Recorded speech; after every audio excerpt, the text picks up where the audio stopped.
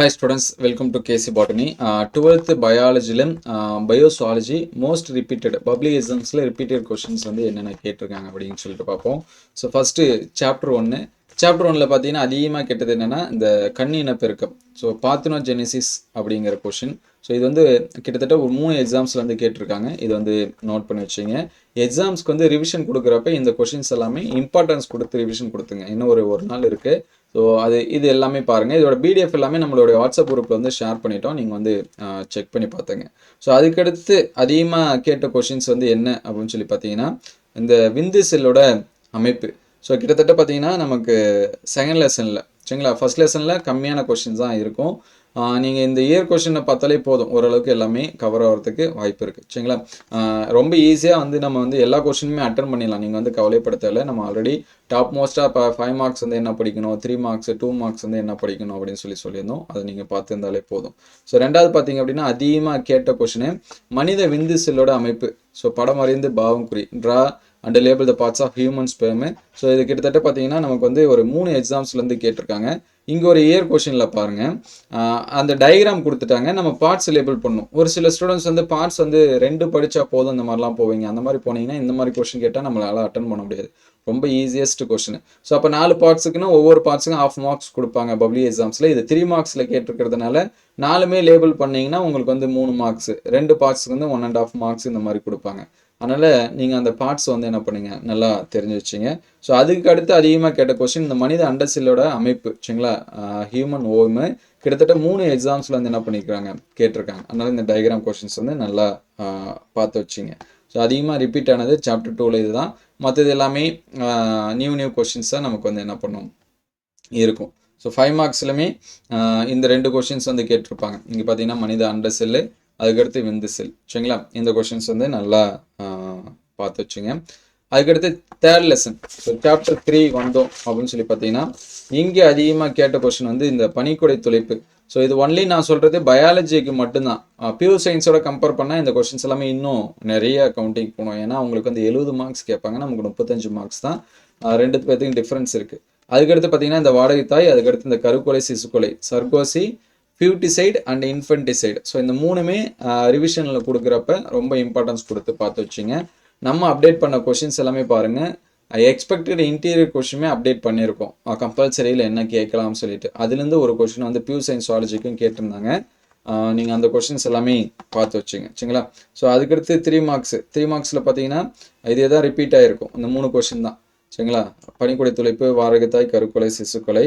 அதுக்கடுத்து 5 மார்க்ஸில் வந்து repeated question அப்படின்னு சொல்லி பார்க்குறப்ப இந்த குரோமோசோம் தொகுப்படை பொறுத்த பயன்பாடுகள் 3 அப்ளிகேஷன் ஆஃப் கேரியர் டைப்பிங்கு. இங்கே வந்து 3ன்னு மட்டும் கொடுத்துருக்காங்க. ஒரு சில டைம் அது வந்து 5 இந்த மாதிரி கேட்கலாம். அதனால் 5 பாயிண்ட் வந்து என்ன பண்ணி வச்சுங்க, படித்து வச்சுங்க. குரோமோசோம் தொகுப்பறைப்படத்தோட பயன்கள் அப்ளிகேஷன் ஆஃப் கேரியர் டைப்பிங்னு இருக்கும். இதுதான் ரிப்பீட்டடில் கேட்டது. கிட்டத்தட்ட ஒரு 3 எக்ஸாம்ஸில் வந்து கேட்டிருக்காங்க.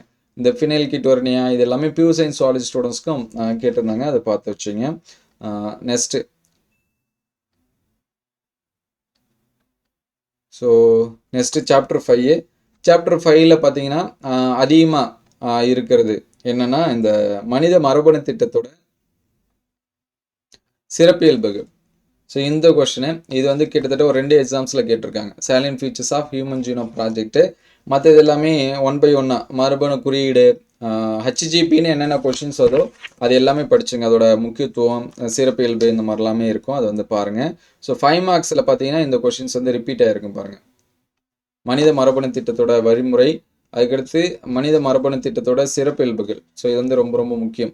Salient features of human genome project அது பாருங்கள். இதே மாதிரி நம்ம பயோபாட்னிக்கு அப்டேட் பண்ணிட்டோம், நீங்கள் அது வந்து பார்த்துருக்கலாம். ஸோ நமக்கு வந்து 12 லெசன் இருக்கிறதுனால ரிப்பீட்டட் கொஷினும் கொஞ்சம் குறைஞ்சி தான் வரும். ஸோ அதனால் கம்மியாக இருக்கிற ரிப்பீட்டட் கொஷினை கொஞ்சம் நல்லா பார்த்து வச்சுங்க.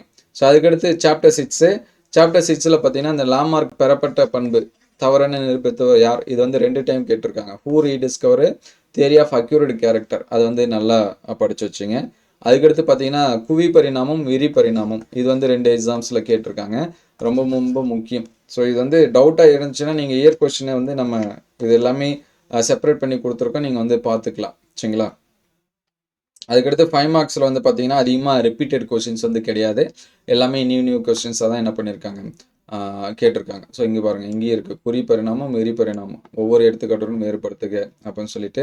ஸோ அதெல்லாமே பாருங்கள். ஸோ நெக்ஸ்ட்டு பார்த்தீங்க அப்படின்னா சாப்டர் 7 வந்தீங்க அப்படின்னா இந்த இது வந்து 5 மார்க்ஸில் இந்த டைம் பியூ சயின்ஸ் ஸ்டூடெண்ட்ஸ்க்கு வந்து கேட்டிருந்தாங்க. Difference between active and passive immunity. அதனால் அது வந்து நல்லா பார்த்துங்க. பயாலஜி நமக்குமே 2 வாட்டி இயர் கொஸ்டினில் என்ன ஆயிருக்கு அப்படின்னா ரிப்பீட் ஆகிருக்கு சரிங்களா. அதனால் அதை வந்து பார்த்துருங்க.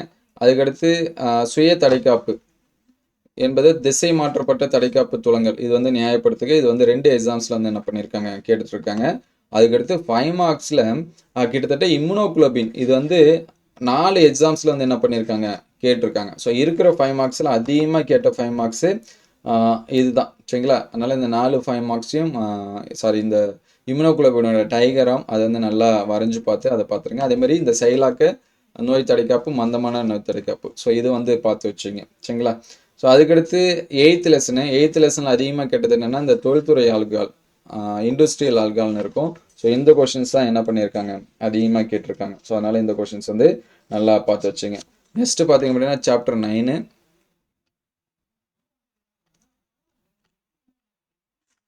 ஸோ சாப்டர் 9ல் அதிகமாக கேட்டது இந்த தடுப்பு மருந்து வேக்சின் அப்படின்னா என்ன அதை வந்து அதிகமாக கேட்டிருக்காங்க. அதுக்கடுத்து மனித தண்டு செல்லோட முக்கியமான பயன்பாடு most important application of human stem செல்லுனா என்ன அப்படிங்கிறத அதிகமாக கேட்டிருக்காங்க. அதுக்கடுத்து ரொம்ப ரொம்ப முக்கியமானது 4 டைம் கேட்டது என்னென்னா உடல் செல் மரபணு சிகிச்சை இனச்செல் மரபணு சிகிச்சை சொமேட்டிக்கு ஜீன் தெரப்பி ஜெர்ம்லைன் தீன் தெரப்பி. ஸோ இந்த கொஸ்டின் ரொம்ப ரொம்ப முக்கியம். ஒரு 4 எக்ஸாம்ஸில் வந்து என்ன பண்ணியிருக்காங்க கேட்டிருக்காங்க. ஸோ அதுக்கடுத்து 11th லெசனு. ஸோ 10th லெசனில் பார்த்தீங்கன்னா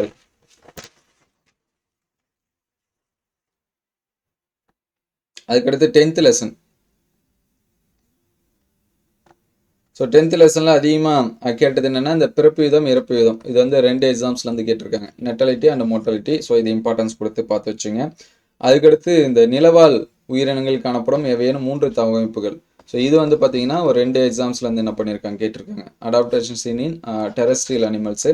அதை வந்து நல்லா பார்த்து வச்சுங்க. இதுதான் 5 மார்க்ஸில் இருக்குது. அதுக்கடுத்து லாஸ்ட்டு 11வது லெசன். ஸோ இதில் பார்த்தீங்கன்னா இந்த செந்தரவு புத்தகம் இதை பற்றி பார்த்தீங்கன்னா ஒரு 3 எக்ஸாம்ஸில் கேட்டிருக்காங்க ரெட் டெட் புக்கு. அதனால் இதை வந்து நல்லா படித்து வச்சுங்க. அதுக்கடுத்து உயிரிய பல்வகைத்தன்மை இருப்பதற்கான காரணங்கள் இது வந்து 2 வாட்டி கேட்டிருக்காங்க. அதை எப்படி சரிஸ் பண்ணுவீங்க இந்த மாதிரியான கொஷினும் இருக்குது. Any 5 causes of biodiversity loss அதை பார்த்துருங்க. ஸோ அதுக்கடுத்து 12th லெசனை பொறுத்த வரைக்கும் எல்லாமே நியூ கொஷின்ஸ் தான். ஒவ்வொரு வருஷமும் ஒவ்வொரு மாதிரியான கொஷின்ஸ் வந்து என்ன பண்ணுறாங்க கேட்குறாங்க.